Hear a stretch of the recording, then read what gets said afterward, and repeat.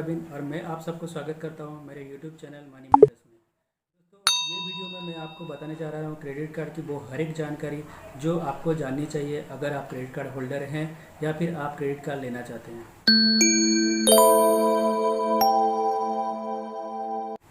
दोस्तों जब भी आप कोई शॉपिंग मॉल में शॉपिंग करने के लिए जाते हैं तो आपको क्रेडिट कार्ड ऑफ़र किया जाता है या फिर आपको मोबाइल पे भी आपको बहुत सारे कॉल्स आते होंगे जिसमें आपके क्रेडिट कार्ड के नए नए फीचर्स बता के आपको ऑफ़र किए जाते होंगे। इस हर कॉल में या फिर जो भी आपको क्रेडिट कार्ड ऑफ़र किया जाता है जनरली एक चीज़ आपने नोटिस किया होगा कि आपको कहा जाता है कि उसमें एक लिमिट मिलेगा जिसको जो भी लिमिट मिलता है उसके अंदर आपको खर्चा करना है और उसको आपको 50 डेज का क्रेडिट पीरियड मिलेगा उसको पेमेंट करने के लिए।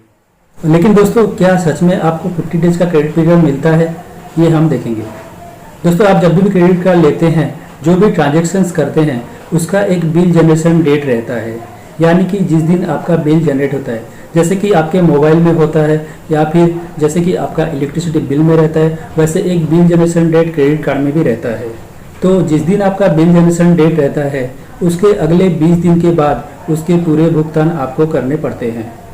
यानी कि जो बिल जनरेशन डेट सपोज आपका 20 तारीख का ये महीने के 20 तारीख का है तो अगले महीने का 10 तारीख तक आपको सारे पेमेंट करना है।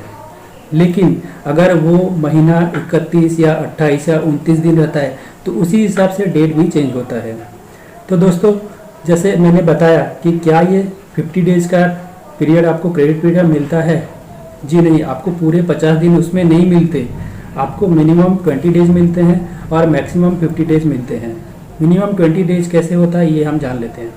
सपोज आपने कोई ट्रांजैक्शन 20 तारीख को ही किया तो उसी वो जो ट्रांजैक्शन है उसी बिल में ही आ जाएगा और आपको 10 तारीख के अंदर आपको उसके पूरे भुगतान करने पड़ेंगे, यानी कि उसमें सिर्फ आपको 20 दिन ही मिलेंगे।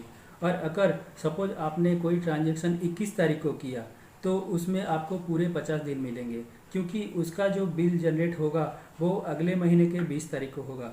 यानी कि ये 21 से लेके अगले 20 तक आपको 30 दिन मिलते हैं और 20 तारीख से लेके नेक्स्ट जो बिल ड्यू डेट रहते हैं वो 20 दिन मिलते हैं। टोटल आपको 50 डेज मिलते हैं।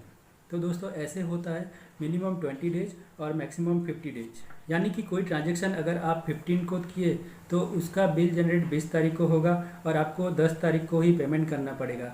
यानी कि उसी केस में आपको जो क्रेडिट पीरियड मिलेंगे वो 25 डेज के मिलेंगे। इसी तरह कोई भी ट्रांजैक्शन अगर आप 10 तारीख को करते हैं तो आपको 30 दिन मिल जाते हैं। तो दोस्तों आपको कोई भी ट्रांजैक्शन करना हो तो उसी हिसाब से आपको डेट नज़र रखना है और उसी तरह से आपको ट्रांजैक्शन करना है ताकि वो आपके ऊपर भारी ना पड़े। दोस्तों और एक चीज़ आपने नोटिस किया होगा कि जब भी हम क्रेडिट कार्ड लेते हैं तो उसका जो बिल आता है पहले हमको एक मैसेज आता है कि उसमें कितना पेमेंट करना है। तो उसमें दो चीज़ें रहती है, एक रहता है टोटल अमाउंट ड्यू और एक रहता है मिनिमम अमाउंट ड्यू। अब ये दोनों में क्या फ़र्क है? दोस्तों आप कोई भी ट्रांजैक्शन करते हैं पिछले महीने के, जैसे मैंने आपको बताया कि 20 तारीख का आपका अगर बिल जनरेशन डेट है तो पिछले महीने के 21 तारीख से लेके ये महीने के 20 तारीख तक जितने भी ट्रांजैक्शंस आप करते हैं उसका जो टोटल अमाउंट रहता है वो आपका टोटल अमाउंट ड्यू बन जाता है। और दोस्तों मिनिमम अमाउंट ड्यू क्या होता है? उसका 5% ले लीजिए। जनरली हर क्रेडिट कार्ड कंपनी का यही रूल रहता है कि जो टोटल अमाउंट ड्यू है उसका 5% मिनिमम अमाउंट ड्यू रहता है और उसमें कुछ टैक्सेस भी लगते हैं तो वो आपका मिनिमम अमाउंट ड्यू बन जाता है। लेकिन ये दोनों में क्या फ़र्क है आइए समझते हैं। दोस्तों अगर जैसे कि मैंने आपको बताया 20 तारीख का आपका बिल जनरेशन डेट है और 10 तारीख का आपका ड्यू डेट है, अगर 10 तारीख के अंत तक आपने पूरे अमाउंट का भुगतान कर दिया तो आपको कोई भी चार्जेस नहीं लगेगा, यानी कि आपने जितने खर्चे किए थे बस उतना ही पेमेंट करना पड़ेगा। तो दोस्तों क्रेडिट कार्ड कंपनियां क्या करते हैं, अगर आपने टोटल अमाउंट ड्यू भरने के लिए असक्षम है यानी कि उतने पैसे आपके पास नहीं है तो आप मिनिमम अमाउंट ड्यू भी पे कर सकते हैं। लेकिन दोस्तों ख्याल रखें अगर आपने मिनिमम अमाउंट ड्यू भरा, अगर टोटल अमाउंट ड्यू नहीं भरा तो उसमें कई प्रकार के चार्जेस आपको लग सकते हैं। जैसे आपने अगर टोटल अमाउंट ड्यू नहीं भरा, मिनिमम अमाउंट ड्यू दोनों भी नहीं भरे तो आपको लेट पेमेंट चार्जेस भी लगते हैं और फाइनेंस चार्जेस भी लगते हैं। फाइनेंस चार्जेस क्या होता है? फाइनेंस चार्जेस होता है दोस्तों कि आपने जो ट्रांजैक्शन किया है उसके ऊपर इंटरेस्ट आपको लगता है। लेकिन वो इंटरेस्ट कब लगता है? अगर आपने टोटल अमाउंट ड्यू नहीं भरा। लेकिन अगर आपने मिनिमम अमाउंट ड्यू भरा तो उसमें आपको क्या चार्जेस लगेंगे दोस्तों? टोटल अमाउंट ड्यू भरा तो आपको कोई चार्जेस नहीं लगेंगे, लेकिन मिनिमम अमाउंट ड्यू अगर आप भरते हैं तो उसमें आपको सिर्फ लेट पेमेंट चार्जेस नहीं लगेंगे।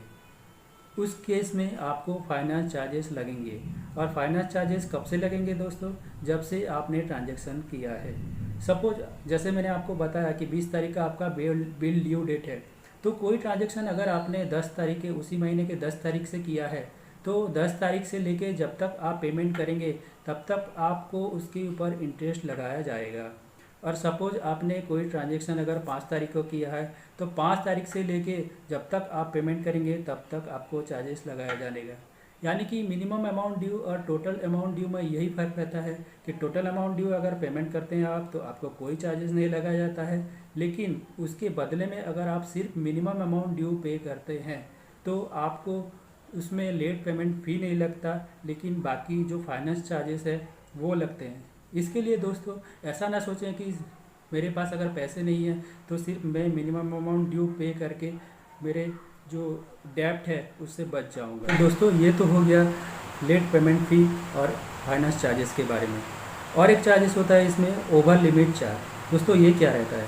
दोस्तों ओवर लिमिट चार्ज वही होता है कि अगर जैसे आपको किसी लिमिट दिया गया है, सपोज आपके क्रेडिट कार्ड का जो लिमिट है वो 1 लाख है या फिर 2 लाख है या फिर 3 लाख है, उसके ऊपर अगर चला जाता है तो आपको उसमें ओवर लिमिट चार्जेस लगते हैं। लेकिन आप सोचते होंगे कि मुझे जो लिमिट दिया गया है उससे तो ऊपर जा ही नहीं सकता, ये कैसे होता है? आइए समझते हैं दोस्तों ऐसा होता है कि जब भी आपको कोई लिमिट दिया जाता है वो क्रेडिट कार्ड कंपनी के ऊपर डिपेंड करता है। क्रेडिट कार्ड का जो कैटेगरी है उसके ऊपर डिपेंड करता है कि वो लिमिट के ऊपर जाए या ना जाए। इसीलिए जब भी आप क्रेडिट कार्ड लेते हैं उसके टर्म्स एंड कंडीशंस अच्छे से पढ़ लीजिए। क्या वो लिमिट के ऊपर भी जा सकता है? क्या आप जब भी ट्रांजैक्शन करते हैं, जब भी शॉपिंग करते हैं, जब भी कार्ड स्वाइप करते हैं, अगर आपका लिमिट हो गया है तो उससे ऊपर भी कहीं आप ट्रांजैक्शन कर सकते हैं, ये आप देख लीजिए। और दोस्तों दूसरी तरह से आपका कार्ड पे ओवर लिमिट चार्जेस लग सकता है अगर उसमें कोई इंटरेस्ट, जैसे कि मैंने बताया फाइनेंस चार्जेस लगे हो, लेट पेमेंट फ़ी लगे हो, या कोई क्रेडिट कार्ड का जो भी चार्जेस रहते हैं वो चार्जेस लगे हो, और उससे अगर आपका जो अमाउंट है क्रेडिट कार्ड का जो लिमिट है उससे ऊपर चला गया तो उस केस में भी आपको ओवर लिमिट चार्जेस लग सकते हैं। दोस्तों ये तो हो गया ओवर लिमिट चार्ज। आपका जो भी क्रेडिट कार्ड है उसमें और एक लिमिट दिया जाता है, वो है कैश विड्रॉल लिमिट। दोस्तों मेरे राय से कभी भी आप क्रेडिट कार्ड से कैश विड्रॉ मत कीजिए अगर वो बहुत ही ज़रूरी ना हो, क्योंकि जब भी आप कोई कैश विड्रॉल करते हैं तो उसमें आपको 2 तरह के चार्जेस लगते हैं। एक तो जो कैश विड्रॉल करते हैं उसका एक चार्जेस लगता है कैश विड्रॉल चार्जेस, और आपको जब भी आप कैश विड्रॉल करते हैं उसी दिन से लेके जब तक आप उसका भुगतान ना करेंगे तब तक आपको उसमें फाइनेंस चार्जेस लगते हैं। जो भी फाइनेंस चार्जेस आपके ट्रांजेक्शन्स के ऊपर एप्लीकेबल है वही चार्जेस आपको कैश विड्रॉल लिमिट के ऊपर भी, अगर आप कैश विड्रॉ करते हैं तो उसके ऊपर भी एप्लीकेबल है। यानी कि दोस्तों अगर आप कैश विड्रॉ करते हैं तो उसमें आपको कोई भी क्रेडिट फ्री पीरियड यानी कि जो 50 डेज़ या फिर मिनिमम 20 डेज़ मिलता था वो उस केस में नहीं मिलता। दोस्तों इसके अलावा क्रेडिट कार्ड में आपको हर साल एक एनुअल मेंटेनेंस चार्जेस लगता है, और अगर आप फॉरेन जाते हैं, फॉरेन में ट्रांजैक्शन करते हैं तो उसका अलग चार्जेस लगता है। तो दोस्तों जब भी आप क्रेडिट कार्ड यूज करें इन बातों का ध्यान रखें कि वो आपके लिमिट, आपका जो लिमिट है उससे ऊपर ना जाए, और आपका जो ड्यू डेट है उसके अंदर आप टोटल अमाउंट ड्यू पे कर दें। ये सारी बातें का अगर आप ध्यान रखेंगे तो कभी भी आप क्रेडिट कार्ड आपको बोझ नहीं लगेगा।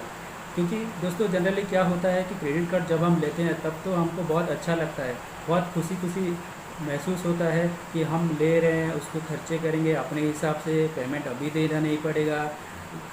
कई सारे ट्रांजेक्शन्स में फ्री रहते हैं, जैसे कि फ्लिपकार्ट, अमेजन, इसमें आप अगर करेंगे तो उसमें कुछ डिस्काउंट भी मिलते हैं। सिनेमा हॉल में अगर आप करेंगे तो उसमें बहुत सारे डिस्काउंट्स मिलते हैं।